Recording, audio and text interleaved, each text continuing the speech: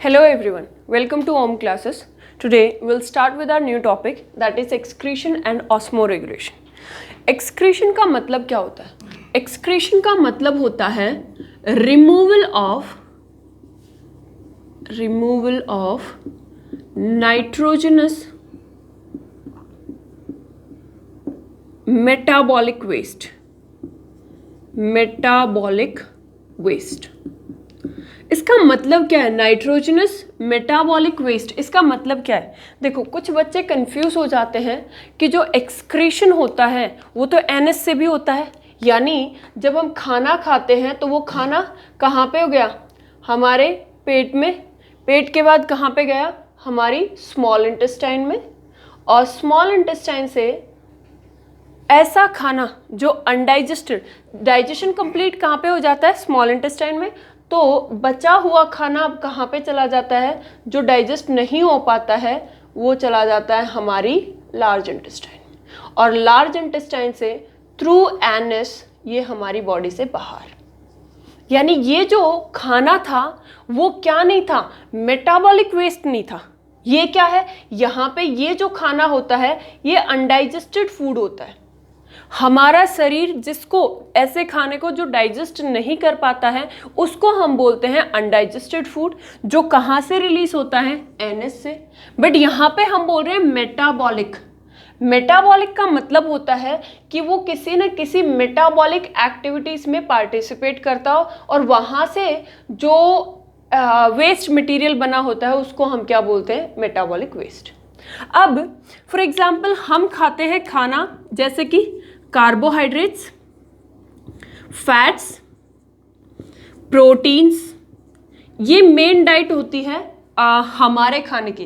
Vitamins भी होते हैं, मिनरल्स भी होते हैं, बट ये होती है, ये मेन डाइट होती है। तो जो इसका वेस्ट मटेरियल होता है ये हमें एनर्जी देता है, और इसका अल्टीमेटली वेस्ट मटेरियल होता है वो क्या होता है? Carbon dioxide and H2। अगर आपको ऐसे समझ नहीं आया तो ये कार्बोहाइड्रेट्स क्या होते हैं? डाइजेस्ट होते हैं, यानी ये क्या होते हैं? डाइजेस्ट होते हैं। डाइजेस्ट होके किस में कन्वर्ट हो जाते हैं? तो ये कन्वर्ट हो जाते हैं ग्लूकोज में, ठीक है। मोनोसैक्राइड्स जिसको बोलते हैं, उसकी बाकी फॉर्म भी हो सकती है, ग्लूकोज हो सकता है, गैलेक्टोज हो सकता है, मैनोस हो सकता है, ठीक है। तो ये क्या करेगा? एनर्जी देने के लिए ये किस में कन्वर्ट हो जाएगा? CO2 plus H2O plus energy. तो इस ग्लूकोज का मेन काम क्या था? एनर्जी देना। इसने एनर्जी दे दी और ये क्या बच गया? ये इसके लिए वेस्ट हो गया। तो हम इसको कार्बोहाइड्रेट्स का जो वेस्ट मटेरियल है वो किसको कंसिडर करेंगे? CO2 and H2O। सेम चीज होती है किसके साथ? फैट्स के साथ, कि फैट्स का भी जो वेस्ट मटेरियल होता है वो कार्बन डाइऑक्साइड होता है और H2O होता है, जो ब्लड के थ्रू कहाँ पे जाएगा? CO2 क्या होती है? गैस। ब्लड के थ्रू कहाँ पे जाएगा? हमारी लंग्स में, और वहां से एक्सक्रीट हो जाएगा, ठीक है। बट यहाँ पे जब हम इसकी बात करते हैं एक्सक्रीशन एंड ऑस्मो रेगुलेशन, तो हम बात करते हैं कि ऐसा मटेरियल, ऐसा वेस्ट मटेरियल जो क्या हो? नाइट्रोजनस हो। देखो यहाँ पे मेटाबॉलिक एक्टिविटी हुई, इसने क्या रिलीज कर दिया? Carbon dioxide. वैसे ही प्रोटीन्स किस में डाइजेस्ट होंगे? प्रोटीन्स जब डाइजेस्ट हो जाते हैं, पूरे के पूरे पच जाते हैं, तो वो किस में कन्वर्ट हो जाते हैं? अमीनो एसिड्स में। और अमीनो एसिड का जो वेस्ट, मतलब जो मेटाबॉलिक एक्टिविटीज करता है, तो उसमें क्या होता है? नाइट्रोजन सब्सटेंस प्रोड्यूस हो जाता है, और नाइट्रोजन में भी मैं स्पेसिफिकली बताऊं तो ये अमोनिया। तो ये क्या है? अमोनिया रिलीज करता है, और अमोनिया के अंदर क्या होता है? नाइट्रोजन। इसीलिए बोलते हैं कि excretion is the removal of nitrogenous. और ये किस प्रोसेस से होता है? मेटाबॉलिक एक्टिविटीज से प्रोड्यूस हुआ, ठीक है। तो प्रोटीन से क्या बनता है? Ammonia which is a nitrogenous waste, और ये किस एक्टिविटी से प्रोड्यूस होता है? मेटाबॉलिक एक्टिविटी से प्रोड्यूस होता है। इसीलिए excretion is removal of nitrogenous metabolic waste. अब क्या यही सिर्फ प्रोटीन ही होता है जो कौन सा नाइट्रोजनस वेस्ट बनाता है? नहीं, इसके अलावा देखो हमें इसको तो पढ़ना ही है, नहीं है, फैट्स और कार्बोहाइड्रेट्स को। बचे हमारे पास क्या? प्रोटीन्स क्या बना सकते हैं? Nitrogenous waste. न्यूक्लिक एसिड जिससे हमारा DNA बना होता है वो क्या बना सकता है? Nitrogenous waste.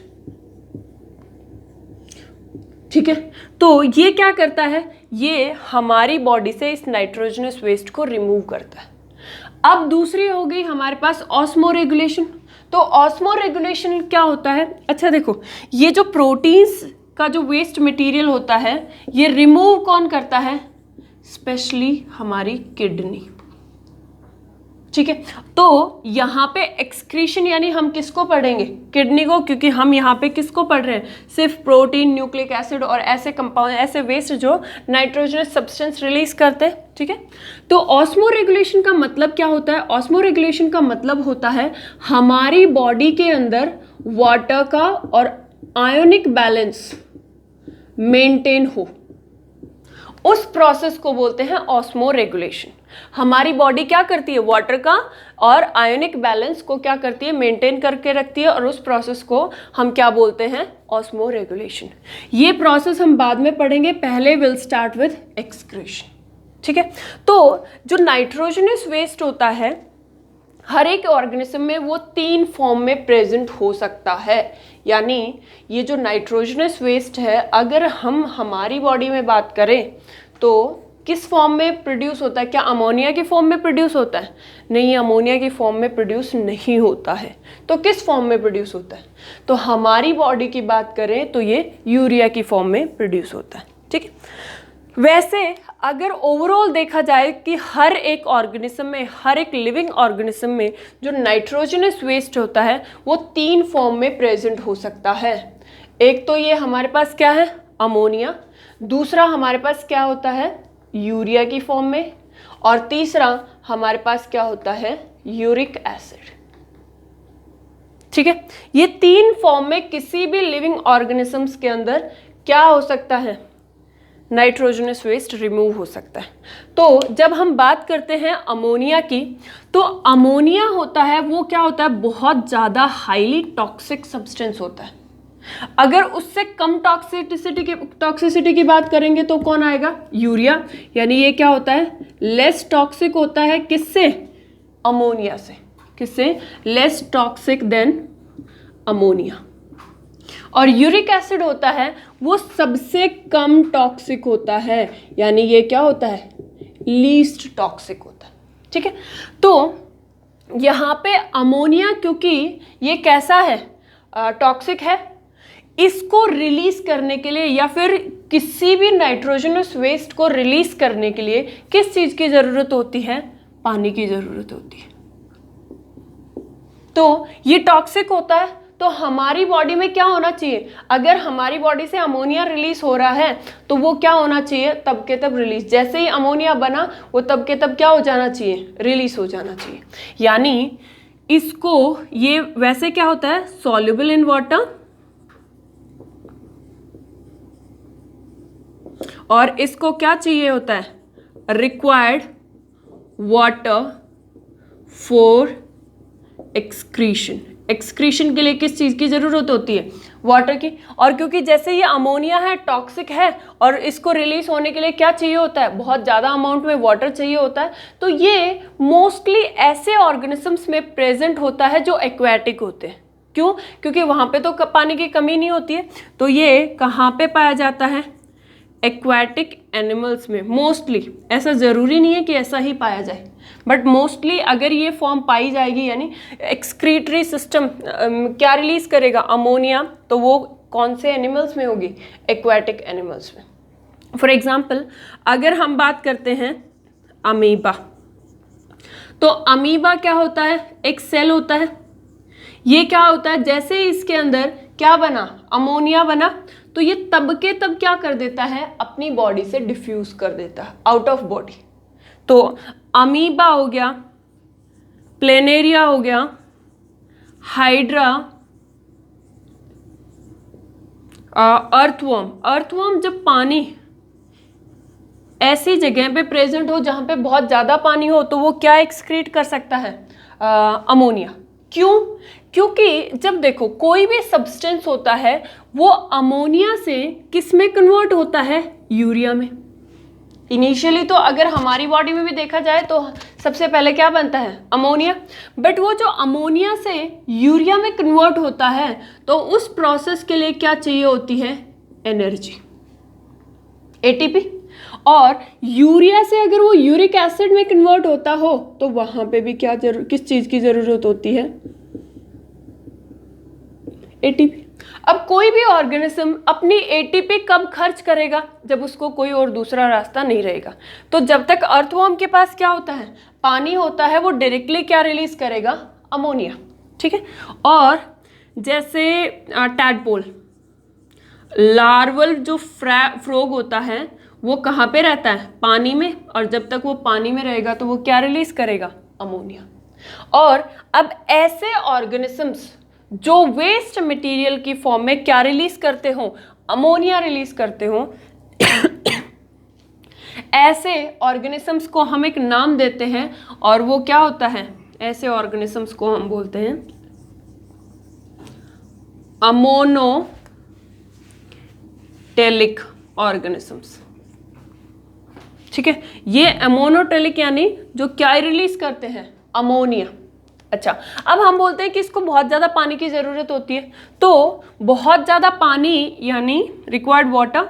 तो अगर 1 ग्राम अमोनिया रिलीज करना है तो उसको क्या चाहिए है? At least ½ litre of water. क्या रिलीज करने के लिए? 1 ग्राम ऑफ अमोनिया। तो बहुत ज़्यादा अमाउंट ऑफ क्या चाहिए होता है? पानी चाहिए होता है। इसीलिए ये कहाँ पे प्रेजेंट होता है? एक्वेटिक एनिमल्स में। और अगर हम किसकी बात करें? यूरिया की बात करें, तो जो यूरिया होता है वो लेस टॉक्सिक होता है। तो हमारी बॉडी में थोड़ी देर क्या हो सकता है? स्टोर होने की पॉसिबिलिटी, मतलब स्टोर हो सकता है। दूसरा, इसको भी पानी चाहिए होता है, बट क्योंकि ये लेस टॉक्सिक होता है तो कम पानी चाहिए होता है। वैसे ये भी सॉल्युबल इन वाटर, बट बहुत ज़्यादा सॉल्युबल नहीं होता। किसके हिसाब से? अमोनिया के हिसाब से। ठीक है। किस में पाया जाता है? ऐसे एनिमल्स जिसकी बॉडी में पानी होता भी है और ऐसा बहुत ज़्यादा नहीं होता, जैसे कि हम। ठीक है। तो ये कहाँ पे पाया जाता है? मैमल्स में। मैमल्स में देखो एग्जाम्पल, जैसे व्हेल। व्हेल भी क्या होती है? एक मैमल। दो वो पानी में रहती है, बट ऐसा ज़रूरी तो नहीं है कि वो अमोनिया ही रिलीज़ करे। तो व्हेल क्या होती है? मैमल। यानी जितने भी मैमल्स होते हैं सारे के सारे क्या रिलीज़ कर सकते हैं? क्या रिलीज़ करते हैं? यूरिया। ठीक है। उसके अलावा ये कैमल, रैट, ये भी क्या करते हैं? यूरिया रिलीज़ करते हैं। ठीक है। अच्छा, अब ऐसे ऑर्गेनिजम्स जो क्या रिलीज करते हैं? यूरिया, उनको हम क्या नाम देते हैं? Ureotelic organisms. और यहाँ पे अगर आपको 1 ग्राम ऑफ किसका? यूरिया रिलीज करवाना है तो उसके लिए कितना चाहिए? At least 50 ml of water. ठीक है। लेस सॉल्युबल होता है। किससे लेस सॉल्युबल होता है? इससे।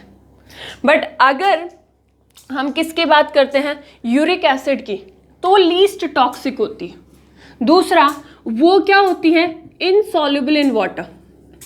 इनसॉल्युबल इन वाटर, वाटर के अंदर सॉल्युबल नहीं होती। और अगर वाटर के अंदर सॉल्युबल नहीं होती तो वो किस में रहेगी? क्रिस्टल्स यानी सॉलिडिफाइड फॉर्म में मिलेगी। और ये ऐसे ऑर्गेनिजम्स में मिलेगी जो क्या होते हैं? जिनके अंदर बहुत कम पानी होता है। For example birds. ठीक है।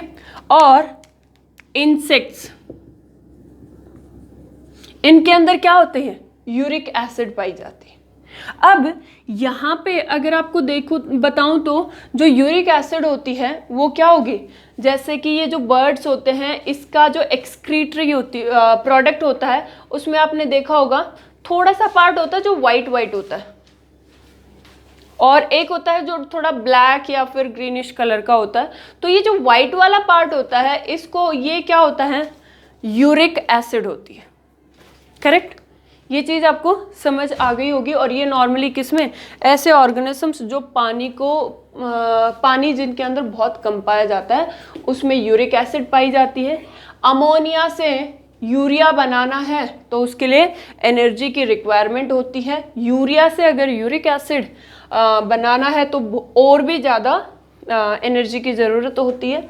दूसरा, ये कौन कौन से होते हैं? अमोनिया रिलीज करने वाले अमोनोटेलिक, यूरिया रिलीज करने वाले यूरियोटेलिक, और यूरिक एसिड रिलीज करने वाले कौन होते हैं?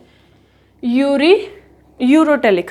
ठीक है, अच्छा अब देखो, अब आ जाते हैं हमारी बॉडी पे कि फॉर्मेशन कहाँ पे होता है, कैसे होता है। एक ओवरव्यू देख लेते हैं कि कैसे होता है। तो देखो, हम बोल रहे हैं कि जो नाइट्रोजनस वेस्ट होता है वो किससे बनता है? प्रोटीन से। प्रोटीन्स हमने खाया और वो हमारे स्टमक में, और स्टमक के बाद कहाँ पे पहुंचा? हमारी स्मॉल इंटेस्टाइन। ठीक है, अब स्मॉल इंटेस्टाइन में जो भी प्रोटीन खाया था वो डाइजेस्ट हो चुका है, और डाइजेस्ट होके किस में कन्वर्ट हो चुका है? अमीनो एसिड में। तो यहाँ पे ये क्या है, क्या मिल गया है स्मॉल इंटेस्टाइन में? Amino acid. ये है हमारी स्मॉल इंटेस्टाइन। और स्मॉल इंटेस्टाइन के बाहर क्या होती हैं? Blood vessels. तो ये हमारे पास क्या है? हमारी ब्लड वेसल्स। अब क्या हुआ है, ये जो अमीनो एसिड्स हैं ये कहाँ पे आ चुके हैं? वो आ चुके हैं ब्लड में, अब्जॉर्प्शन मेथड से। अब ये क्या करेगा, ये अमीनो एसिड जाएगा कहाँ पे? बॉडी के हर एक पार्ट में। जिस भी सेल को कौन सा क्या काम करना होता है, मेटाबॉलिक एक्टिविटीज के लिए रिक्वायर्ड होगा, उसको देगा, क्या चीज देगा? Amino acid.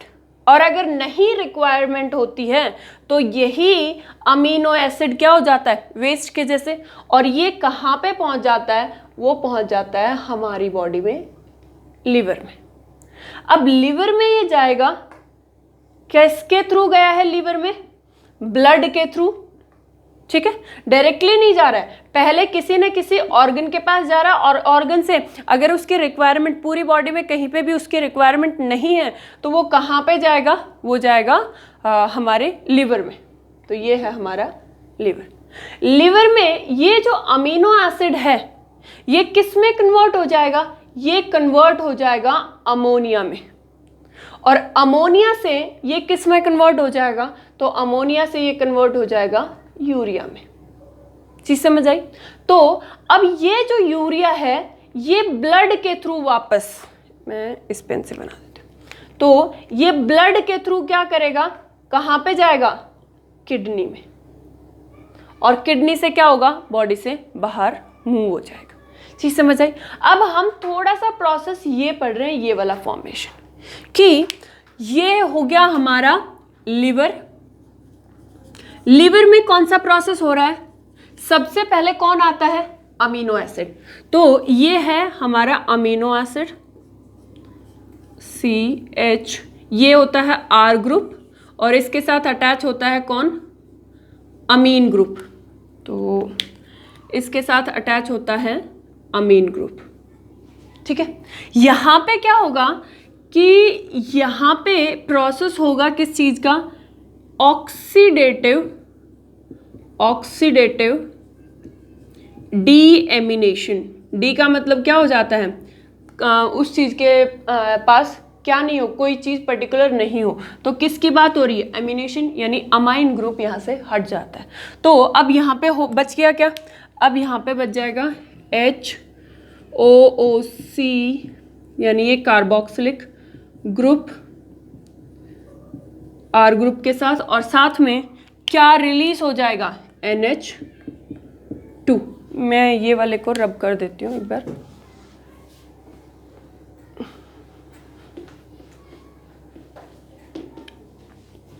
तो यहाँ पे क्या हुआ?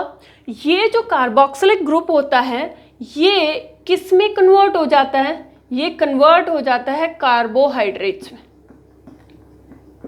ठीक है, और यहाँ पे लिवर के अंदर ही ये जो NH2 है ये बाइंड कर जाता है किसके साथ? H+ के साथ। क्यों? क्योंकि नाइट्रोजन के पास क्या होती है? एक लोन पेयर होती है। तो ये क्या करेगा? इस H+ आयन को अट्रैक्ट करेगा, और अट्रैक्ट करके ये क्या बना लेता है? ये बना लेता है अमोनिया। ठीक है, बट अमोनिया क्या होता है? अमोनिया होता है it's a high toxic substance. तो हमारा शरीर यानी ये काम कहाँ पे? ये वाला ऑक्सीडेटिव डीएमिनेशन कहाँ पे हो रहा है? ये हो रहा है लिवर में। ठीक है, और ये टॉक्सिक सब्सटेंस बना दिया क्या? अमोनिया।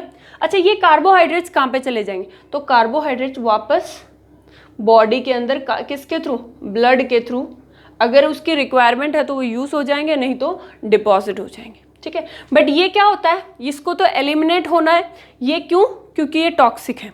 तो हमारी बॉडी यानी हमारी लिवर क्या करती है, एक प्रोसेस और करती है, और इस प्रोसेस को हम बोलते हैं ऑर्निथिन साइकिल या फिर ऑर्निथिन साइकिल, या फिर इसी को हम बोल देते हैं यूरिया साइकिल, ठीक है। इसको हम बाद में पढ़ेंगे, जब हम यूरिन फॉर्मेशन पढ़ेंगे तब हम ये यूरिया साइकिल भी पढ़ेंगे। अब इस प्रोसेस के लिए किस चीज़ की ज़रूरत होती है, एटीपी, यानी यहाँ पे एनर्जी की रिक्वायरमेंट होती है।